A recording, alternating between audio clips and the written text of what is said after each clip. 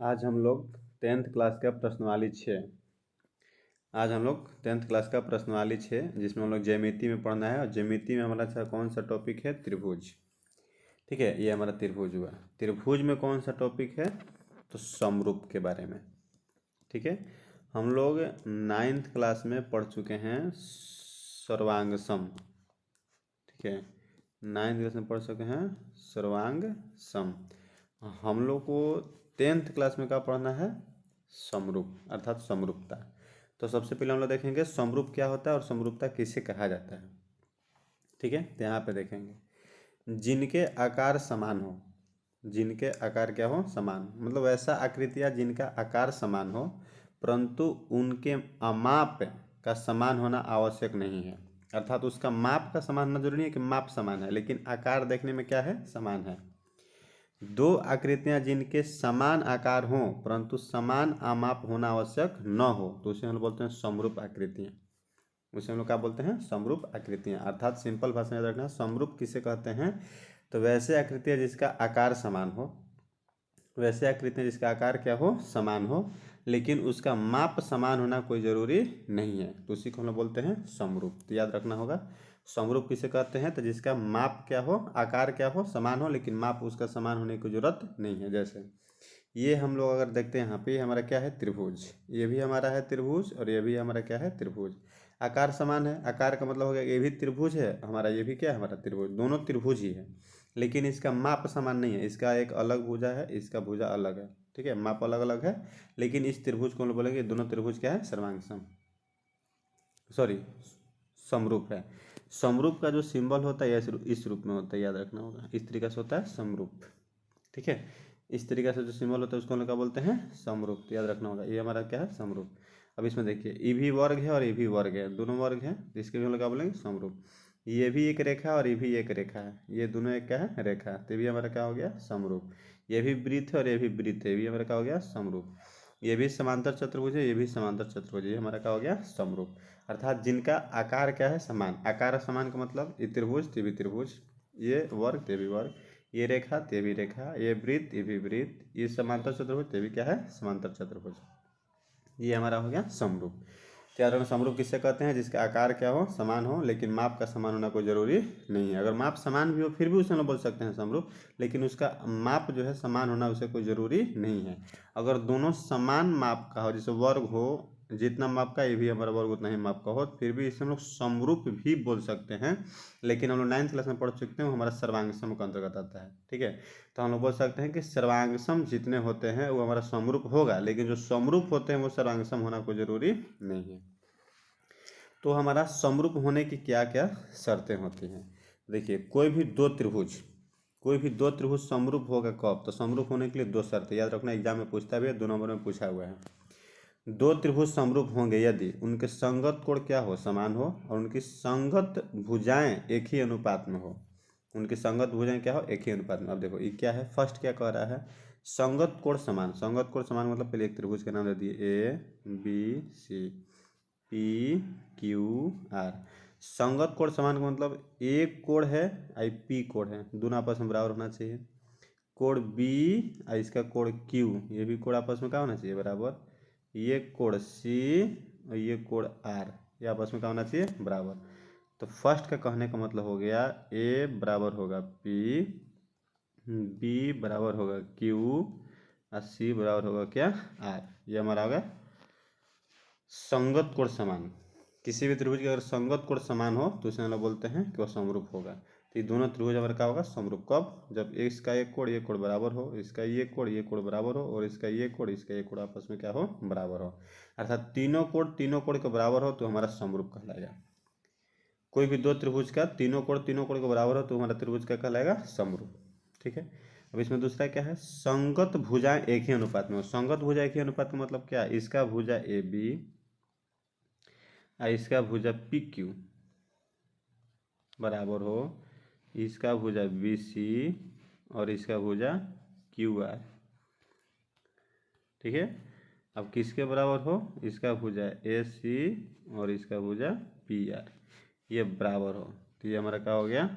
उनकी संगत भुजा एक ही अनुपात में, एक ही अनुपात में है तो सब आपस में भुजा क्या है? अनुपात में बराबर है।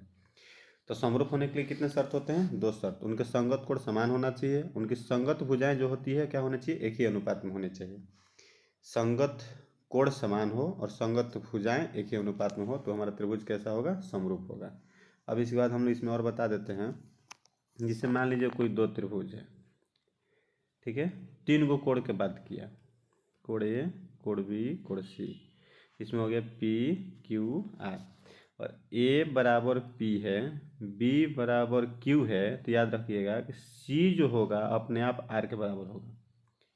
और 2 गो कोण बराबर हो, 2 त्रिभुज का 2 कोण बराबर हो तो तीसरा कोण अपने आप से क्या होता है? बराबर। क्यों बराबर? देखिएगा, ए अब पी बराबर है, बी और सी, बी और क्यू आपस में क्या है? बराबर। हम लोग पढ़े क्या है? त्रिभुज के तीनों कोणों का योग कितना डिग्री होता है? 180 डिग्री। कोण बी, कोण ए प्लस कोण बी प्लस कोण सी 180। तो ये भी त्रिभुज है, त्रिभुज के तीनों कोणों का कितना डिग्री होगा? 180 डिग्री। तो 180 180 आपस में क्या हो जाएगा? बराबर। हम लिख सकते हैं दोनों आपस में क्या हो गया? बराबर।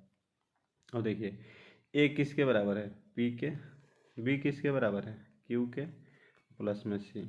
यहाँ पे है पी, यहाँ पे है क्यू, और यहाँ पे क्या है? आर। पी से पी कट गया, क्यू से क्यू कट गया, इसलिए क्या हो गया? सी बराबर क्या हो गया? आर। तो याद रखना होगा, अगर 2 त्रिभुज में 2 कोण बराबर तो तीसरा कोण अपने आप का हो जाएगा? बराबर। ठीक है, तो हम लोग को सिर्फ समरूप के लिए क्या ढूंढना होगा? 2 कोण बराबर। समरूप के लिए क्या ढूंढना होगा? 2 कोण बराबर। जैसे लोग यहाँ पे 2 त्रिभुज ले लिए, ठीक है। अब इसमें हम लोग चलते हैं, ये हमारा 60 डिग्री है, ये हमारा 70 डिग्री है। अब इसमें चलते हैं, ये 60 डिग्री है और ये 70 डिग्री है। तो बताइए दोनों त्रिभुज समरूप है या नहीं है? तो बोलेंगे समरूप है। क्यों? क्योंकि इसका 60 इसका 60 बराबर है, इसका 70 और इसका 70 आपस में क्या है? बराबर। तो कहेगा सर तीनों कोण बराबर होना चाहिए ना, तो तीनों कोण बराबर हो गया, क्योंकि जब 2 कोण बराबर तो तीसरा कोण अपने आप क्या हो जाएगा? बराबर। क्यों? क्योंकि त्रिभुज के तीनों कोणों का क्या होता है? 180 डिग्री। तो 7 6 13 बच गया यहाँ पे कितना डिग्री? 50। तो यहाँ भी कितना हो गया? 50। तो ये हमारा त्रिभुज का हो गया? समरूप त्रिभुज हो गया। जस्ट इसी तरीके से अगला क्वेश्चन हमारा रहेगा इसमें कि ये त्रिभुज हमारा 80 डिग्री, ये त्रिभुज दे दिया 70 डिग्री, इसमें दे दिया ये वाला 70 डिग्री और ये दे दिया 30 डिग्री। बताइए दोनों त्रिभुज समरूप हैं? तो बोलेंगे ये 80 और ये 70। तो 80 और 70 150, तो ये कितना बच गया? 30। अब इसमें देखिए इस 70 और 30 मिल कितना हो गया? 100। तो ये बचे कितना? 80। देखिए 80 80 के बराबर, 70 70 के बराबर, और ये 30 30 के बराबर, अर्थात दोनों त्रिभुज आपस में समरूप है। पता चल गया? ये नहीं देखना होगा इसमें सर 70 है, यहाँ पे 80 है, तो यहाँ पे 70 है, ये नहीं देखना है। इसमें ये देखना है कि तीनों कोण के बराबर है या नहीं। अगर तीनों कोण के बराबर मिल गया तो बोलेंगे त्रिभुज कैसा त्रिभुज है? समरूप त्रिभुज है। और इसमें बहुत सारा जो क्वेश्चन होगा, मान लीजिए इसमें जो हमारा हो गया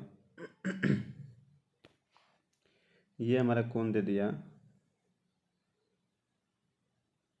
40 डिग्री, ठीक है, ये हमारा दे दिया 100 डिग्री, इसमें ये दे दिया 100 डिग्री और ये दे दिया 40 डिग्री, सीधे सीधे बराबर दिख रहा है।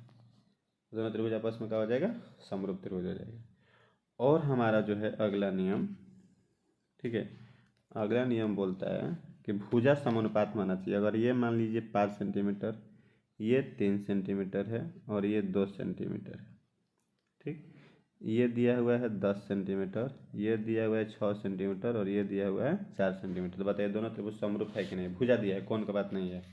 तो हम लोग भुजा अनुपात में देखेंगे, 5/10, 3/6 और यहाँ पर 2/4। 5 दूनी 10, 3 दूनी का 6, 2 दूनी का 4, सब किसके बराबर मिला? 1/2 के। अर्थात ये दोनों त्रिभुज आपस में क्या हैं? समरूप हैं। क्यों समरूप हैं? भुजा समान अनुपात में, क्योंकि हम लोग तुरंत पढ़े क्या? ए बी बट्टा में पी क्यू, बी सी बट्टा में क्यू आर, ए सी बट्टा में क्या हो गया? P R. समान बराबर मिल गया।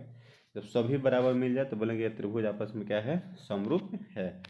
भुजा का जब अनुपात निकालेंगे तो हमारा सब आपस में क्या होना चाहिए? बराबर होना चाहिए। तो हम बोलेंगे त्रिभुज आपस में क्या है? हमारा ये समरूप है। ठीक है, इस तरीके से और बनाना तो और क्वेश्चन बनाइए। ये मान लीजिए दे दिया 10 सेंटीमीटर, ये दे दिया 5 सेंटीमीटर और ये दे दिया 7 सेंटीमीटर, ये दे दिया 14 सेंटीमीटर, ये दे दिया 10 सेंटीमीटर और ये दे दिया 20 सेंटीमीटर। निकालिए 10, ठीक 10 यहाँ पे बट्टा में कितना हो जाएगा 20 बराबर 7 बट्टा में 14, 5 बट्टा में 10, 10 दूनी 20, 7 दूनी 14, 5 दूनी 10 मिल गया। तो ये भी त्रिभुज आपस में क्या हो गया, सर्वांग सम हो गया, सॉरी समरूप हो गया। बार बार सर्वांग सम बोला जा रहा है, उसके लिए थोड़ा सा ध्यान देना होगा। जैसे हम लोग क्या बोलेंगे हमेशा समरूप, क्योंकि हम लोग समरूप पढ़ रहे हैं। तो समरूप होने के लिए शर्त हम लोग जानेंगे, समरूप किस तरीके से पता करना है भी हम लोग जानेंगे। अब हम लोग आगे पढ़ेंगे कि समरूप त्रिभुज से ही, उसमें बहुत सारे प्रमेय हैं जो हम लोग को 10th क्लास के जो बिहार बोर्ड होता है, बिहार बोर्ड में हमेशा एक क्वेश्चन 5 नंबर का पूछता है प्रमेय से। हम इस सभी प्रमेय को इस चैप्टर से 6 चैप्टर से सभी प्रमेय को बारी बारी से प्रूफ कराएंगे। अभी सिर्फ हम समरूप के बारे में बता दिए, अगला वीडियो में हम कोई ना एक कोई प्रमेय लेकर के आएंगे और उस प्रमेय को बहुत बेहतरीन तरीके से समझाएंगे। आप सिर्फ रिवाइज कीजिएगा, 5 नंबर एग्जाम में एकदम पक्का आ जाएगा।